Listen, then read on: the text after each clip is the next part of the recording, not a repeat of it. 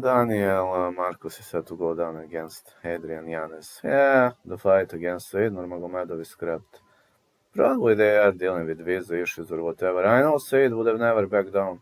He's just not that type of a fighter, and I'm confident this is gonna be a good war and maybe a better fight for Marcus because Nurmagomedov is just too good for him at the moment. And Yanez was having ups and downs. He's destroying people, but he's also getting knocked out.